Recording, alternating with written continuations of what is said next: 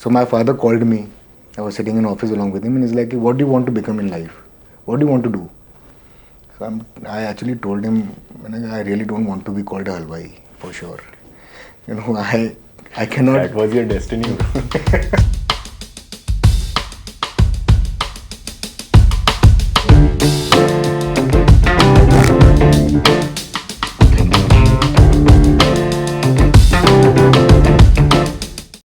You have been in the business for how long? So I have been part of the business, I think, from the past 18 years now. 18 years. 18 years. So we used to come to office on and off. So one of the greatest memories that I have is that हमारे को दिवाली पे मतलब पटाखे के पैसे मिलते थे, because if I used to spend 1 week at outlet. Otherwise my father used to say कि one day 10 rupees sorted, you can buy your crackers and everything and you can go back. And if you cannot come, so sorry, enjoy yourself individually. I cannot do anything for you. So that is that's how we got going to office embedded in our mind that हमें जाना तो पड़ेगा ही. So that's the journey, and 18 years I started doing my diploma from SPGN Bombay, which is a 1 week at Bombay and 3 weeks what you learn have to apply in your work, business and everything. So that's how the journey of getting into the business came into it. So technically you never had a choice on what to do with your life? No. So it was always clear after. So there was a fight.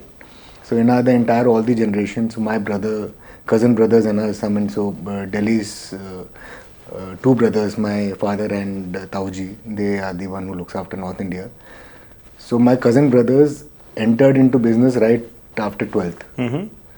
And we are very young to them. We are 5-7 years younger to our cousin brothers. So we always had this categorically mentioned to us that 12th के बाद जाना पड़ेगा. You have to go to factory and start learning. So that is where we started interacting with our father, mother, saying this thing that college कर लेते हैं, मतलब उसके बाद तो आना ही है. So debate के अंदर ये इतना clarity के बाद में 3 साल का एक grace period मिल गया. And then the debate was that whether you have to study outside and take a break of 1 year more, or what to do. So that's where the FMB as a course, SPGN, came into picture, that which was 1 week here study and 3 week apply there in your business. Got it. So that's how we started coming to the business there. But we were late in business compared to our cousin brothers. Got it. Yeah. And the focus word was कि learning करनी है. Yeah. That was the focus word. So learning, and you need to be very open-minded. So in our business, what was always told to us is, till the time you have fear of interacting along with your employees who have been working, karigars is what we call them. तो अगर आपका fear नहीं निकलेगा ना, you will never be able to understand the product, understand the quality and everything, and have an interaction along with them. तो वो fear निकालने का सबसे पहला टारगेट था. जाओ, बात करो, जितनी कर सकते हो करो. नहीं जवाब मिलेगा, हमसे पूछ लो, we will guide you and everything. So primarily the target was this thing, go and interact and be open around that people, the entire this thing. So that initially when we started was all manual. Now it is mechanized. तो उस समय तो we were completely manual driven organization industry. So we had to interact. That's where the entire learning as a curve came into it. तो वो 2 साल embarrassment में निकलते थे, interaction में, because they know a lot of they have a lot of experience we don't have. Asking them something which might trigger them in a wrong way, rub them in a wrong way. तो वो एक learning curve था. And in hindsight, what did you learn more from? Being hands-on, getting your hands dirty, or college? So I think hands-on experience is always something which I will always cherish in my life, because college, my experience level was very different compared to what I actually understood from the operation. I still remember I was in college. It's been I think 21 years back. So my father called me. I was sitting in office along with him, and he's like, "What do you want to become in life? What do you want to do?" So I actually told him, I really don't want to be called a halwai for sure. I cannot. That was your destiny, bro. So I was like that मैं अपने peers के साथ में बैठ के मुझे वो हलवाई बोलूँ. I don't like that idea and the thought and the sound to it. And after that, when I came into it, and we went through the entire, this challenge of interacting with the entire thing, that's where I realized the power of the brand. Okay, that what and how much is possible is, completely on our vision and, broader perspective. Otherwise, we so much to do, so much, innovation was there to do. We were so, and I'm so glad now, finally, proudly I say that yes, we are proud Halwais, now converted into industrial Halwais for India as a country. So that's a great feeling. So you made that a good word to be proud of for yourself. Yeah. Nice. You are a family-run business in a way, right? So, and not in a way, like actually a really like legacy family-run like business. And you must interact with a lot of businesses which are not family-run as well. You must know a lot of other business owners, like, है ना? And क्या pros and cons क्या है? Like, what do you think are the pros and cons of being in a family-run business? So I think, so I'll talk about the negatives first. I think negatives are definitely, adapting to, professionalism gradually. Because everything has been done with their own hands. So when you see somebody taking over the entire thing, you always are skeptical that whether they will take care of your baby in the same way. So you have people who work with you in a professional. So again, it always give you a food for thought that जिस तरीके से आपने customer quality की care करी, so will you be able to pass on that values, through your professional team or not? So that's always, something skeptical or a mindset that you have. So I think, but the benefits are immense. I'm sure the support of family, multiple ways. The COVID when it was there, everything was, we did not was very skeptical. What will happen? What will not happen? Imagine, it was family which was, standing right beside you to ensure that yes, we pass the journey, all together and come out of it. So that's where I think the strength of a family business is. We have seen it because the entire, the first generation who is into the business are very close knit family. They interact a lot. We interact a lot internally as well. And anywhere, in the past challenges, whether it is financial, whether it is emotional, everyone has actually stood there at a snap of a finger. That's the strength. So I'll tell you, in professional world, the strength was always when we did, let's say I was expanding outlets, and I was struggling in manpower for my outlets that I used to look after. So I just used to call my brothers and tell them that I need this support. Within a snap of 4 hours, that support, they used to send me that support from the outlets. So that's the power of, I think, a family-run business that individually you will never get. You will have to fight the battle on your own. And negatives for me is very limited. The only limited is this thing that the mindset of shifting to professionalism is a fight. But yes, gradually you will have to do it because professionals knows their job, you know your job, which is quality for sure. So, but gradually it's a hand-holding kind of a thing that you will have to, complete the journey along with them. So, can you give me a sense of current scale of the business and what do you describe your business as?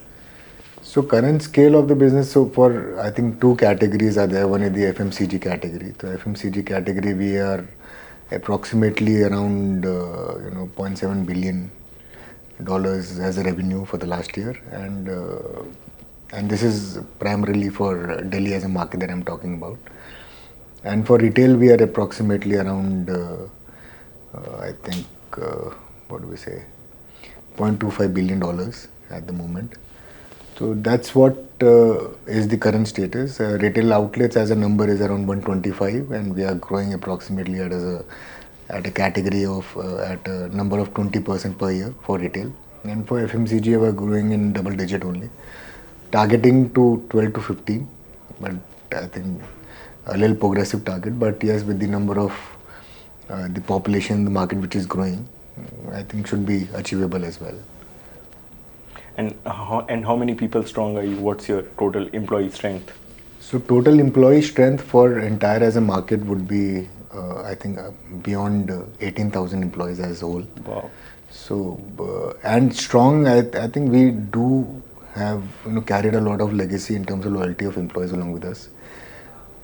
So we still have employees working from 1983, 82, and they're contributing even in the mechanization of the automation as well, which again is a very proud moment for us because we see them as a family. They feel that yes, I mean we have contributed as a family per se as well to them, and we try to carry on the same legacy right now as well. So it's very clear. I mean, our expectation are very set along with them. Their expectation are, we try to meet every expectation of them as well.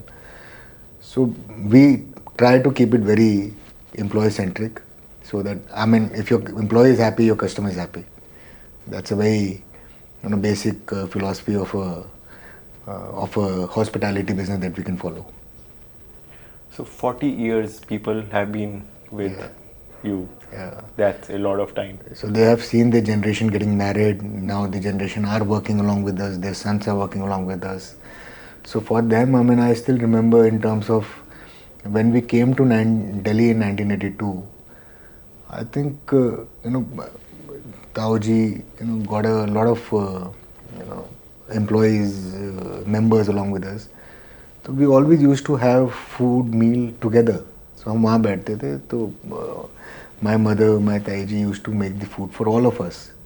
We used to have the meal together. So I mean that's what embedded, I think, because for them shifting from their hometown to a different city was all because of the commitment that my Tauji and my father made to them. So that's where the entire background and the legacy has come into the picture. So imagine, I mean, I think they must be 25 years of age when they transited. Now, now I think they are 65. So they are, I think, grandfathers now. They have sons also working along with us. So that's a proud moment for any organization to have that legacy. So we talk about this key loyalty, and we earn the team's trust, and the team has to earn everybody else's trust, their peers, our trust, everybody, and so on and so on. Have there been cases, there must have been cases in your organization when people have not really kept up to the quality of work you would expect from them? So it's with the employees as well. After 20 years, if they are, I mean, they have reached their vision, what they had embedded in themselves for their, family, kids, and everything. So when they already have, so it's more of a, acknowledgement between both that they also know that this is my limitation. We also know it's their limitation, and we honestly, on a very good front, we part ways, telling them that probably in our organization we have reached that stagnant point where we might not be able to do more justice in terms of growth to you. So it's always better to look for an opportunity. It does gives us a lot of pain to see us apart, but again, I mean, that's where a shock comes for both of us to analyze where and what exactly will be the way forward after this. Very well said. Very well said. And in terms of culture of the organization, what would you imagine that, okay, these are the two things that can become better over the next few years, or the two things that you would want to drive to become better over the next few years? So I think, I mean, one definitely we have, because I think as an organization for retail, if we talk, so we are stepping into the stones of MNCs. We are trying to, gauge a lot of experiences from their working style and everything, and try to adapt that in our organization. I think one of the biggest thing would definitely be much more improvement would happen on the training part of the entire organization going forward, because that's what differentiates a good organization compared to an average organization. Trained people, training system, mechanism, which I think should evolve and has been evolving from the past. But there is a long way to go, because we have been an Indian QSR company which has tried to break all the shackles and then grow at the same level. So one definitely would be training part, and second thing would definitely be trying to give as much value to consumer, because initially what happened 20 years back, the expectation of consumers from us as a brand compared to what we now today expectation is very different. So it's always keeps us on the toes.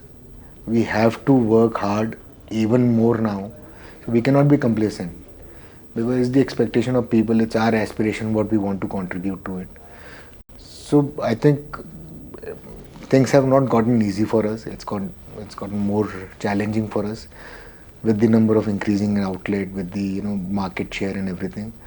To keep going and meet standards as we do it for the multinationals, international standards, we try to adapt a lot of audits from the international standards so that we keep learning, keep evolving. So these two quality standards and would be something that we have to aspire for, and we have to build upon this. So quality has always given us this strength, but now how to take it to a next level is going to define where exactly we stand in the future. And similarly is the training part. So trained employees are the one who is going to be the backbone of the entire transition that we will do. So A to B we are there, now we have to go to Z. So it's only with the support of trained employees which can happen. You're truly becoming a global brand now, because I go to the US and UK, Europe, I find your products everywhere here. Especially Indian stores, there is the first rack is your products, right? What are the ambitions or what is the vision for globalization? Because you're truly becoming one of those F&B brands born and brought up here and has a footprint across the world. How many countries, do you even know how many countries do you have a footprint in? As a whole, if we talk about as a brand, if we include Delhi and Nagpur, we I think export to more than 80 countries. Okay. So which is again a very motivating thing, because I think that's the strength of Indian community all across the world, where you have the demand as well, which keeps you going to do a lot of things.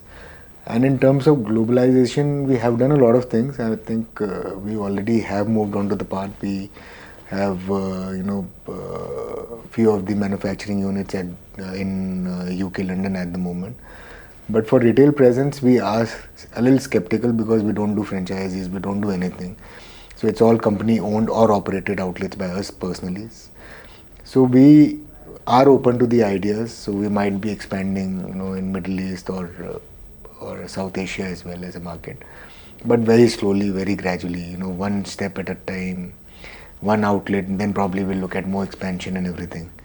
So, but yes, I mean, we were not open to the idea 2 years back, but now we are a little more open to the idea of doing it. So we might see an outlet soon outside India as well in the upcoming year. Very nice. It would be super nice to see that. And let's talk about the sweets and the mithai part of the business, right? It has been a long journey in that side of the business as well. Over time, how has the market changed, and what did you have to innovate? What changed? So I think sweets, per se, I mean, you must have the memories as well for the same as. Initially, sweets were always used for the self-consumption. You used to go to an outlet, you used to pick up 250 grams, 100 grams of a sweet, get it back to your to home and eat it with your family and everything. So that's where, I mean, we, introduced the concept of, mixed sweets, which, primarily is known as a 4-line box right now on the shelf, which actually gave the idea of gifting to it. So that's actually changed the entire transition into it. So people used to only use it for self-consumption. Now they convert it for gifting as well. So that's where the entire idea changed. That why to buy sweets? So it gives you a traditional essence of Indian culture. And at the same time, now you can give it to someone as well in a multiple way rather than a single way. So that's what changed for us in that. And then, sweets has been a category which has been very dear to us, because we started the retail outlet in Delhi in Chandni Chowk with primarily sweets and fresh namkeens. So sweets gave us the identity of a brand along with the namkeen. And then gradually the transition came into namkeens and everything, and then that's how we started growing into it. So in Delhi now, what do you think you are more known for? Restaurant, sweets, or the namkeen side of the business? If you have to choose between. So I think, I mean, that's a poll kind of a question which I really don't have the answer to. But yes, I think namkeen would take the cake for it. We are primarily known for bhujia, aloo bhujia as a category. traditional namkeens. So, but again, at the same time, a lot of essence of retail has gone into it, which gives a lot of depth to it. And now I think it's all individual category. Usually, initially we had all the three categories to increase the top line and increase the offering. But suddenly, all the three categories have grown to such a level that market has also equally grown to such a level that they can have independent identity now as well, which earlier was always a challenge. But I think, yes, if I have to pick, it would be always namkeens. Yes. And when you go to a restaurant, it's always packed. Like, there's almost never a time when it's not packed, right? Like, snacks maybe there is always a queue, and the counters are always busy. It's like it's a mad rush, right? Does it give you a sense of pride when you see that? No, it gives me jitters. So, honestly, when we go to outlet and it is occupied, so one of the the biggest thought that comes to our mind is that everything has to be as per standards. There should be no complaints. Consumers should be very happy. They should be getting value out of it and everything. So that's the first thought that comes to my mind. Pride is, I think, for me is very subjective. So for me, pride would be if the rush is there and the complaint is not there. So for me, it would not be pride if complaint is there, even if I am minting money. So personally, I have always been like looked after, and every employee, every person in any store has always been nice to me. Like no matter how much rush I have been in. So I really like it. It's a good feeling. Like you are interacting with a good organization who takes care of its people. Therefore, your people take care of you. Right, so I've always gotten that feeling whenever I visited any. But I think you have been kind into it because that's the strength. That's where the consumer comes into it. So consumer has always been supportive of us as a brand. So even the minutest mistake that we did, they ignored it and they accepted us with open hearts. So what happens a lot of time when you are very happy, content with the product that has been offered. You somewhere, some of the challenges or some minute challenges you might observe or feel, you ignore them because you know that it is not a regular feature. It happens. It might happen with any of the organization. One of the organization might be having a good day or a bad day as well. So I think it's always very supportive of our loyal consumers and customers. They have been our brand ambassador, honestly. So we do not do any marketing at all. Retail outlets is only the marketing that we do. So I think they have been very supportive. They are our brand ambassador, and we really want to cherish them as a brand ambassador as well. And one more question: dealing with companies like ours is a new thing. Like earlier, it was you and then advertising in the media, and then you talking to the customer directly, and then companies like ours also came in. How do you think of your relationship as an organization with companies like ours? Are we net positive? Are we net negative? How does your mindset work there? No, I think and you can be fully honest here, please. No. So I think the biggest aspiration, I will be very honest. When we get in touch along with new mindset, new professionals, new companies like Zomato, so there's a lot to take away. So it's up to us whether we want to take away what we want to take away. So I think professionalism, the young generation enthusiasm which comes along with the brand gives us a lot of food for thought that yes, we need to adapt to new things as well, which we might not be aware of. I think as a relationship we started 4 or 5 years back. So before that we, as a brand, we were never open to home delivery too much. We were very skeptical because our food was actually for in dining kind of an experience. But with Zomato, you gave us a lot of platform to think about. Yes, now we as an R&D, we go back to our development team and tell them that you have to come up with the packaging solutions which gives you the same experience even if you have it at the restaurant or you order it for the entire at your home. That's where I think brands like Zomato come into the picture, and it's a huge learning. I'm sure we have been positive only, and it's a positive transition only. because with you and our perspective, when we meet and interact about the entire thing, there's a lot to take away. And कमी निकालनी हो तो किसी में भी निकल जाएगी. So we have to see the good into everything that we do. Challenges सब में आते हैं हमारे, मतलब we might not be a perfect organization at the moment, and likewise we might not have a lot of opportunities, but that's a way of life. We need to keep dwelling on to what we are doing, and then we have to fight the challenge along with to grow. Makes sense. It's a very positive mindset that you have towards the business, towards your customers, towards your like employees, everything.